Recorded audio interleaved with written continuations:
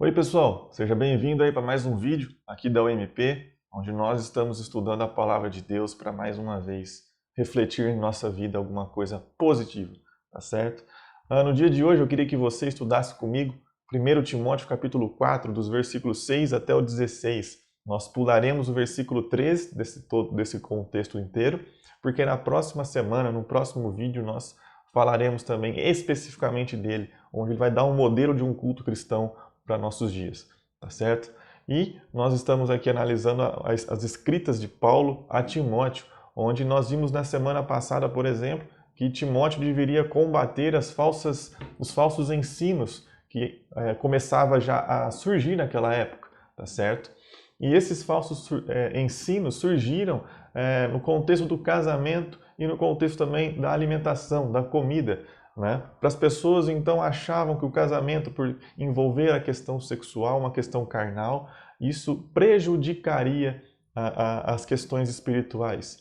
Nós vimos que a comida também, eles defendiam que muitos animais não deveriam ser ingeridos, pela questão carnal também.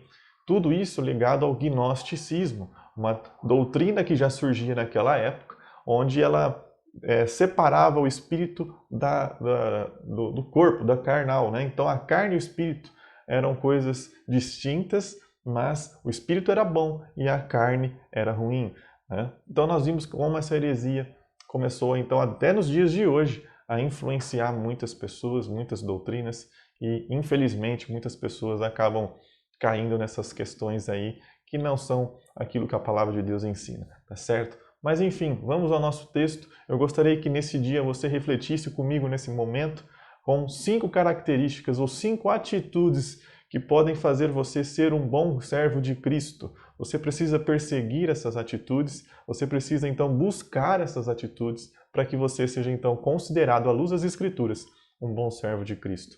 Então, vamos ler aqui 1 Timóteo capítulo 4, de 6 a 16. Acompanhe a leitura. Se você explicar estas coisas aos irmãos, será um bom servo de Jesus Cristo.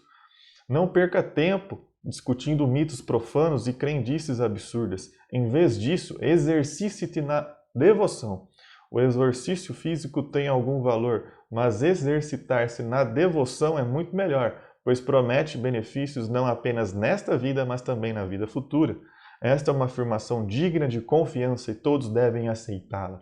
Trabalhamos arduamente e continuamos a lutar porque nossa esperança está no Deus vivo, o Salvador de todos, especialmente dos que creem. Ensine estas coisas e insista nelas. Não deixe que ninguém o menospreze porque você é jovem. Seja exemplo para todos os fiéis nas palavras, na conduta, no amor, na fé e na pureza. Não descuide do dom que recebeu por meio de profecia, quando os presbíteros expuseram as mãos sobre você. Dedique total atenção a essas questões. Entregue-se inteiramente às suas tarefas para que todos vejam o seu progresso. Fique atento a seu modo de viver e a seus ensinamentos. Permaneça fiel ao que é certo e assim salvará a si mesmo e aqueles que o ouvem. Amém. Pessoal, esse é um trecho muito bonito aqui dessa carta aqui, porque ele vai trazer para Timóteo, né? Paulo vai trazer para Timóteo realmente diretrizes muito práticas de como que ele deveria ser um bom ministro do Senhor, né? Para que, se você não sabe, Timóteo era um pastor da igreja em Éfeso. Então, para que seja considerado um bom pastor, um bom servo, Paulo descreveu esse trecho aqui para nós. Eu gostaria então de trazer 5 características e brevemente aqui para que você também possa perseguir essas atitudes que Timóteo deveria perseguir e que Paulo incentivava ele e a todos nós a termos. A primeira característica aqui é a devoção. Nós precisamos exercitar na devoção, está no versículo número 7. Né? Então, a devoção nada mais é do que a fidelidade ao Senhor. Nós precisamos exercitar, treinar. Nós precisamos todos os dias buscar ser fiéis ao Senhor. E como nós fazemos isso? Lendo as Escrituras e praticando, buscando oração, pedindo o auxílio do Espírito Santo. Você não consegue se exercitar na devoção sem o auxílio do Espírito Santo, sem busca por sabedoria que está na palavra de Deus. Então, primeira característica, primeira atitude, busque devoção nas leituras das Escrituras, na oração junto com o Senhor, né? ele também vai falar no versículo 8 que isso é melhor do que o exercício físico. Né? Não é então aqui que ele está menosprezando o corpo, pessoal, né? Pois ele sabe que nós somos templo do Espírito Santo, mas a questão é comparar. Ele está comparando o exercício, né? O treino do corpo físico com o corpo espiritual. Olha, o treinar exercícios físicos é bom, é legal, é positivo, mas o treinar a devoção, a fidelidade ao Senhor vai te dar benefícios eternos. Então, os dois são ótimos, mas devoção é muito melhor, porque vai treinar a sua alma, treinar para trazer frutos espirituais eternos. Né? E aqui a segunda característica, a segunda atitude é você trabalhar arduamente pelo Evangelho. Né? No versículo 10 ele vai falar, trabalhamos arduamente e continuamos a lutar, porque nossa esperança é Cristo Jesus. A segunda atitude que você tem que tomar, então, na sua vida para você ser um bom servo de Cristo é trabalhe pelo Evangelho. Trabalhe pelo Evangelho mesmo diante dos problemas. Trabalhe pelo Evangelho mesmo diante das situações ruins que nós estamos vivendo e que nós vivemos no dia a dia em condições normais, sem pandemia. Trabalhe arduamente. Porque a sua esperança é Cristo, porque Cristo te salvou, porque Cristo te redimiu, Ele te transformou e agora você então serve a esse Cristo, porque Ele é a tua esperança, é Ele que você deposita então todo esse trabalho que irá ser recompensado depois na vida eterna. Então Paulo tinha essa certeza, ele falou para Timóteo a mesma coisa, Timóteo, trabalhe, não pare de trabalhar, não pare de buscar o serviço ao Senhor, tá certo? Terceira característica, terceira atitude que você precisa tomar na sua vida é seja um exemplo na sua vida. No versículo número 12 ele vai falar então, ó, não deixe que ninguém o menospreze porque você é jovem. E aqui um dado interessante, jovem naquela cultura eram pessoas que até poderiam ter 40 anos, né? Pastores naquelas igrejas eram pelo menos pastores, pessoas que eram muito mais velhas, 60, 70 anos. Eram anciãos. Né? Então, um pastor de 40 anos que seja, era um jovem pastor para aquela situação. Mas Paulo fala, ó, não deixe que ninguém o menospreze por isso. Faça e seja um exemplo. Seja um exemplo para todos os fiéis nas palavras, no que você fala, no que você faz, na sua conduta, um exemplo no amor e um exemplo de fé e na pureza.